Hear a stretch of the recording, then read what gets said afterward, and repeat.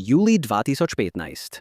Dva moška opazujeta letalsko bazo Getty v Bresci, Italija. Toda nista bila vojaka. Bila sta bodoča člana ISIS-a. Njuni cilj? Ukrasti nekaj od 15 tam shranjenih ameriških jedrskih orožij in jih prinesti nazaj v kalifat. Na srečo je ostalo le pri pogovoru. Moška nista bila ravno prefinjena. Nista imela orožja in sta bila omejena s tehnologijo iz leta 2015, zato so ju zlahka ujeli. Toda njun načrt bi bilo mogoče izvesti in to je tisto, kar je pomembno. Od nove in stare tehnologije do politike, ki se spreminja hitreje kot lovsko letalo, tukaj je razlog, zakaj ameriško jedrsko orožje ni tako varno, kot si mislite. Večina ljudi misli, da so shranjene na oddaljenih lokacijah pod strogo zaščito. In res so. No, nekatere od njih so.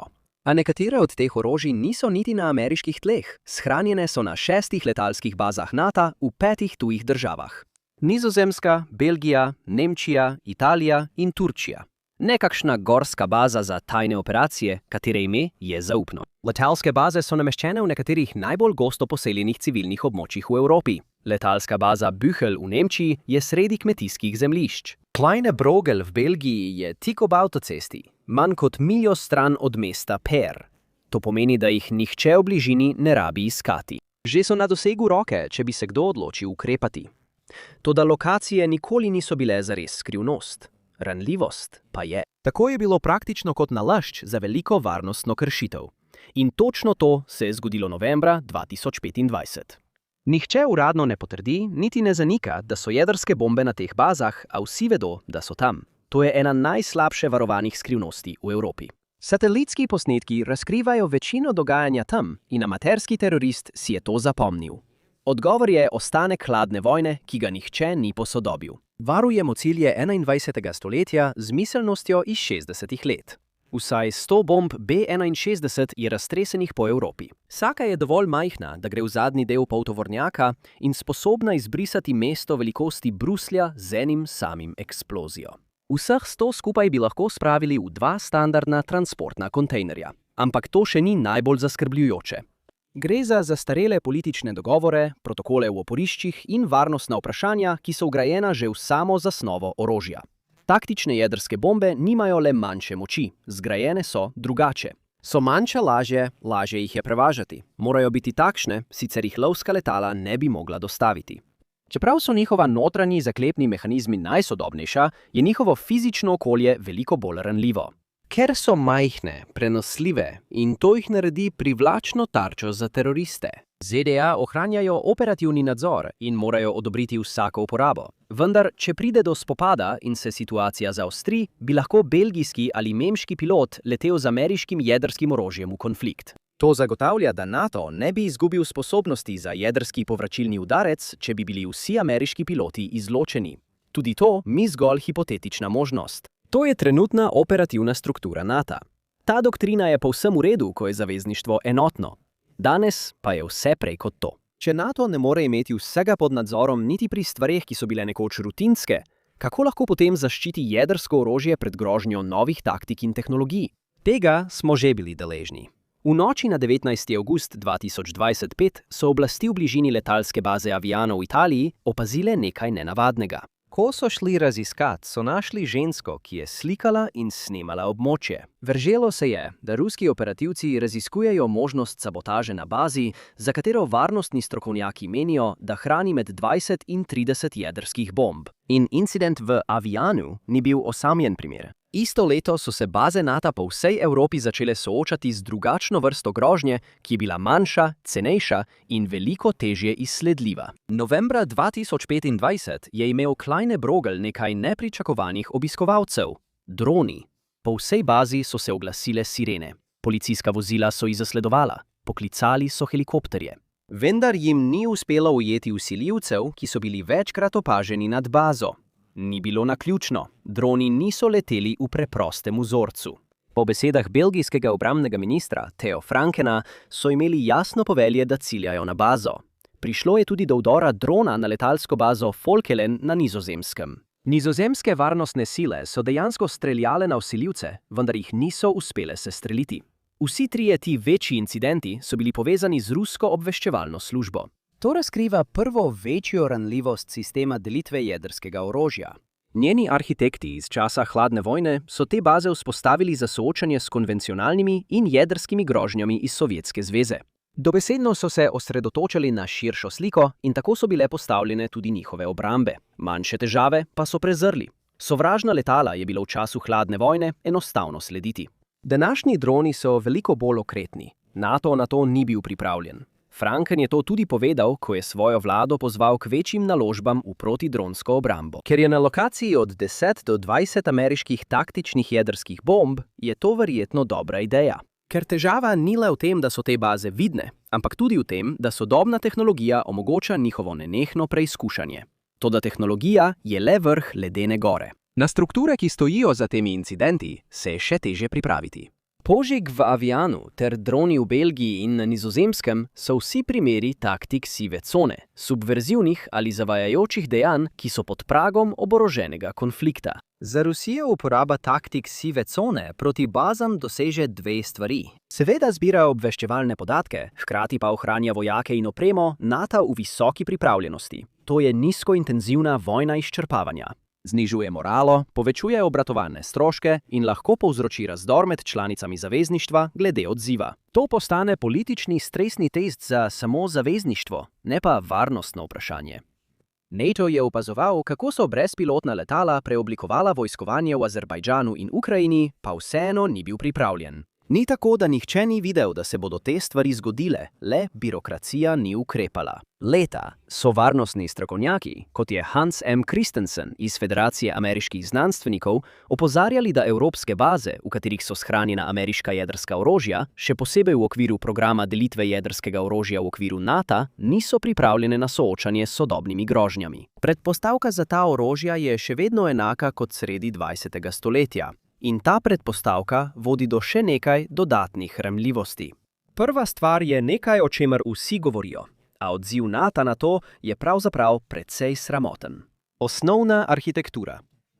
NATO je nastala dolgo preden je kdo sploh vedel za kibernetsko vojskovanje. Kibernetska varnost zavezništva oziroma njeno pomanjkanje je še večja grožnja, ki se iz dneva v dan samo še stopnjuje. Kibernetska grožnja ameriškemu jedrskemu orožju v teh državah ni takšna kot v filmih. Malo verjetno je, da bi jih prevzel zlonamerni računalniški program. Grožnja tukaj je veliko bolj prefinjena.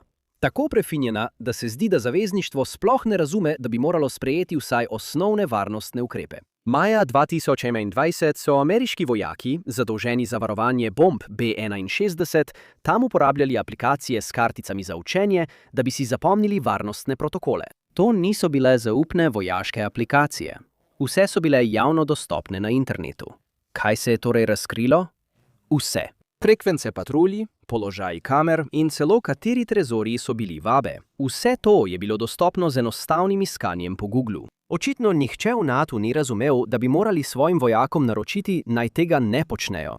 Danes je to veliko lažje kot iskanje po spletu.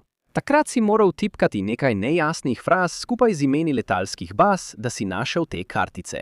Zdaj lahko AI pomočniki v nekaj sekundah zberejo javno dostopne informacije. Komercialne satelitske slike se nenehno posodabljajo. Skupnosti obveščanja iz odprtih virov sodelujejo na spletu v realnem času. Ovira za nadzor je padla, te baze pa so bile zasnovane za svet, kjer so se informacije premikale počasneje. Aprila 2026 je laboratorij za umetno inteligenco Anthropic zadržal izdajo svojega novega modela Claude Mythos, ker naj bi bil preveč učinkovit pri iskanju programskih ranljivosti, ki bi jih hekerji lahko izkoristili. Stvari so postale dovolj resne, da je ameriško ministrstvo za finance sklicalo izredno srečanje z vodilnimi v ameriškem finančnem sektorju, da bi razpravljali o morebitnih kibernetskih tveganjih njihovih institucij. Toda NATO ni storil ničesar več. Pravzaprav njegova strategija za umetno inteligenco za leto 2024 niti ne omenja kibernetske varnosti. Ko govori o zmanjševanju grožnje sovražnih akterjev, ki uporabljajo umetno inteligenco, omenja možnosti več dezinformacij in uporabe spolno zaznamovanih narativov kot orožja. Ogromen vdor v obveščevalne podatke ali napad z zlonamerno programsko opremo na baze in kritično infrastrukturo NATO, te možnosti očitno niso bile vredne omembe. Tudi zdaj je zavezništvo ujeto v miselnosti 20. stoletja. Začne se tam, kjer so te baze locirane. Globoko so v domnevno prijateljskem ozemlju NATO. Njihov glavni namen je gostiti letala in orožje, da bi dosegli domnevna bojišča vzhodne Evrope. Nihče ni preveč razmišljal o morebitni kopenski invaziji tako daleč na zahodu. To je bil težko dostopen kraj za Rdečo armado in če bi šlo na vzhodu kaj narobe, bi lahko jedrsko orožje odpeljali z letali. Generali bi bili pravočasno opozorjeni. Zato so poveljniki menili, da bodo ograje, varnostne kamere in redke patrulje dovolj za varovanje baze. In so bile. Vsaj za nekaj časa. Januarja 2010 je skupina belgijskih mirovnih aktivistov prebila obrambo Kleine Brogela. Ni bilo težko. V ograji je bila luknja, zato so preprosto šli skozenj. Več kot 1 uro so se gibali po omejenem območju in celo označili zaklonišče, v katerem so bila letala sposobna nositi jedrsko orožje. Nato jim je uspelo prehoditi čez letališko stezo, preden jih je aretiral le en stražar. In to ni bil osamljen primer.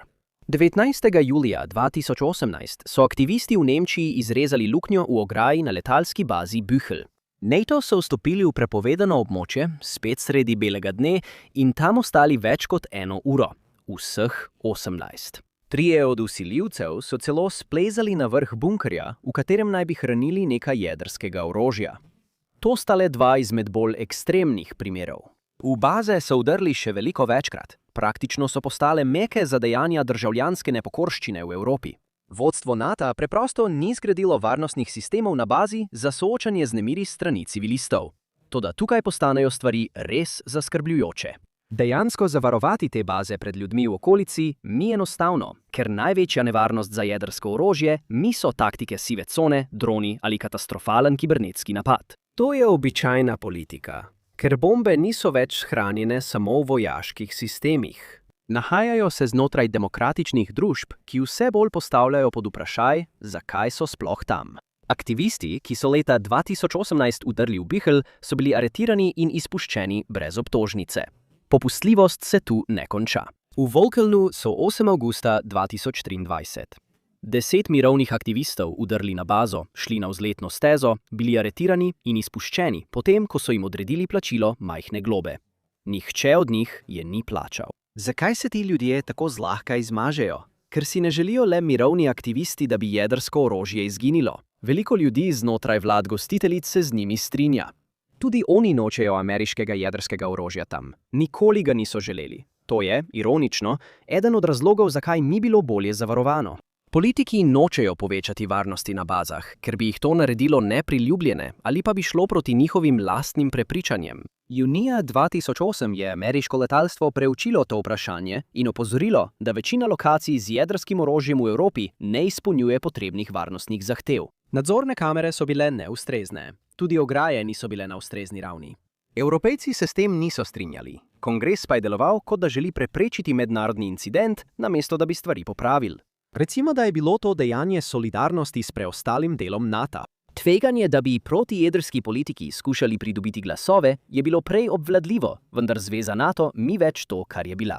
Ne v času hladne vojne, niti pred 10 leti. Resnično.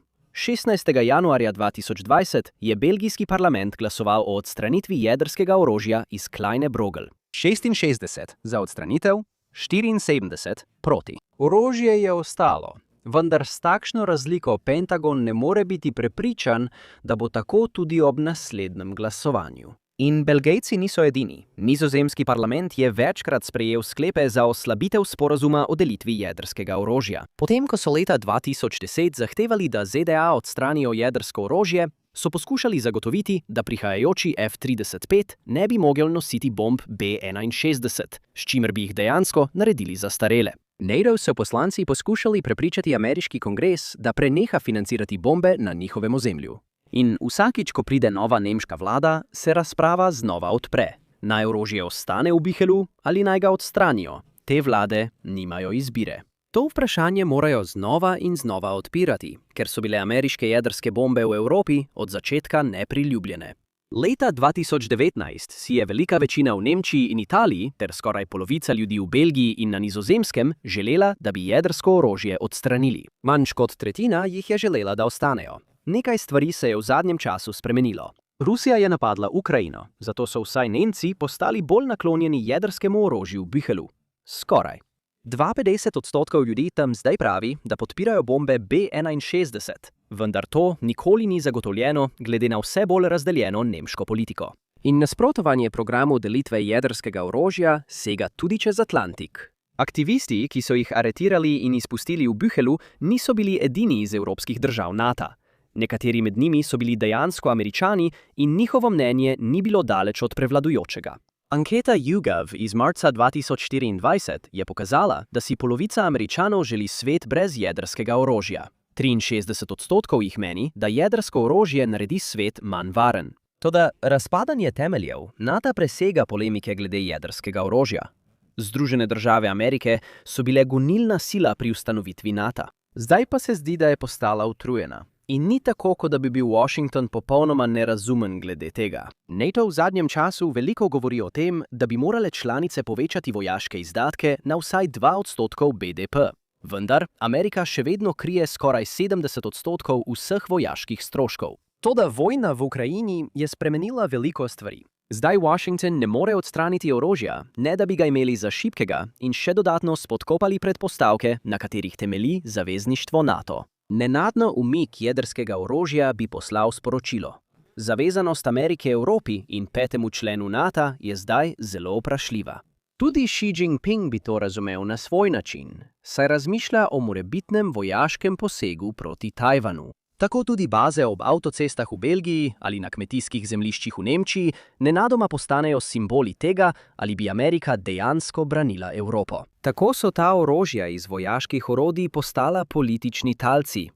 Za države gostiteljice pa je problem drugačen. Ne morejo neposredno reči Američanom, naj odnesejo bombe, ne da bi pri tem destabilizirali zavezništvo NATO na svoji strani. Pred 10 leti bi to morda bilo že pozabljeno po nekaj diplomatskih nesoglasjih. Če bi danes Američanom rekli, naj jih odnesejo, bi to pomenilo povabilo, da se ameriška zavezanost NATO in Evropi popolnoma konča.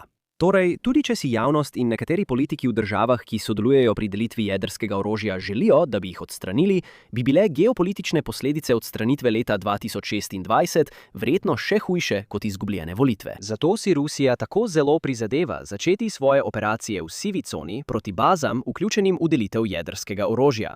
Ljudje postanejo nervozni, začne se obtoževanje in čezatlantski odnosi se poslabšajo. Ciljanje baz je pametna poteza strani Putina.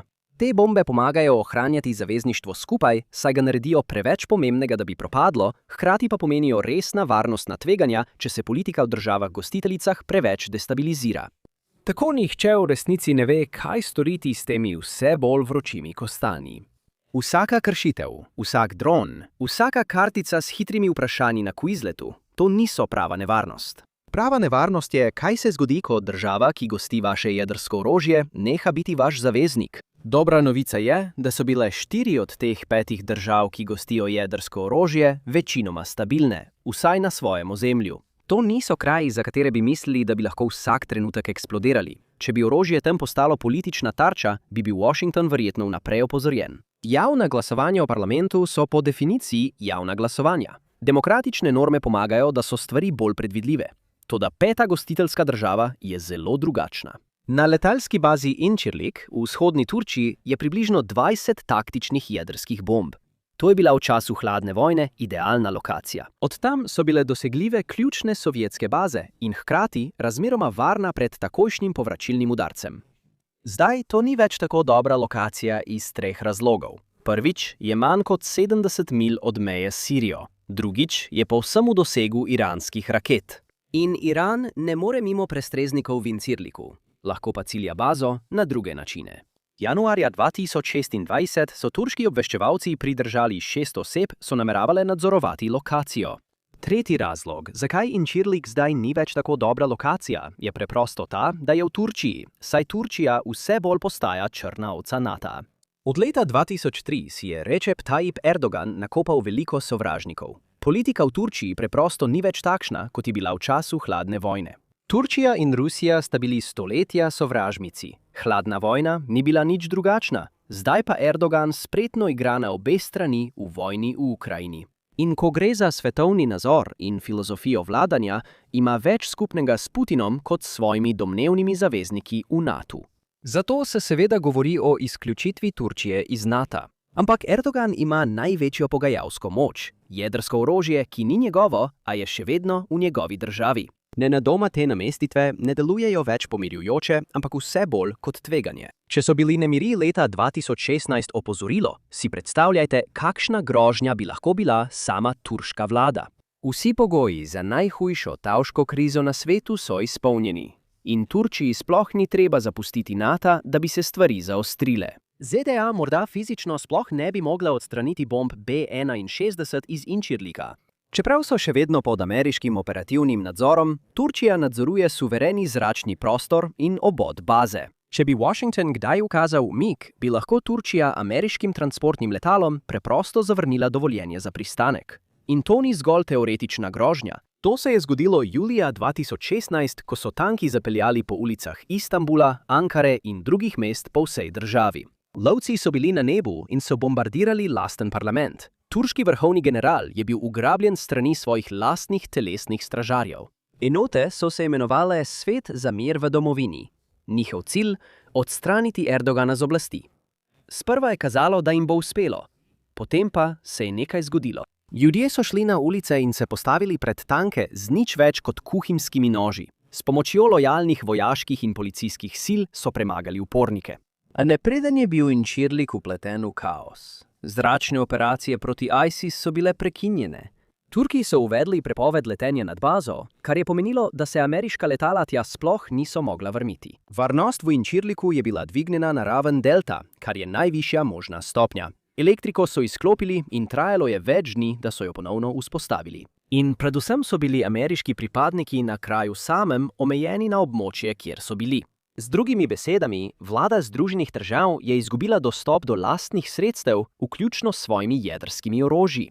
To je bil trenutek, ko je celotna logika jedrskega deljenja v Turčiji začela izgledati drugače. Ameriški obrambni uradniki so zasebno opozorili, da so orožja v bistvu ujeta. Analitiki se bojijo, da Recep Tayyip Erdogan meni, da je to, kar imaš v posesti, praktično tvoje.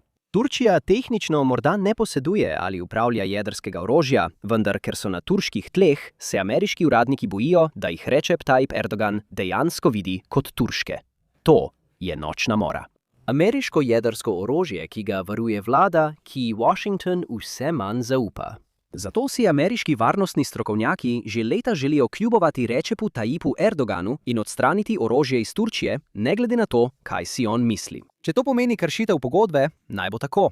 Toda obstajajo težave. Takšna poteza bi končala ameriško zavezništvo s Turčijo.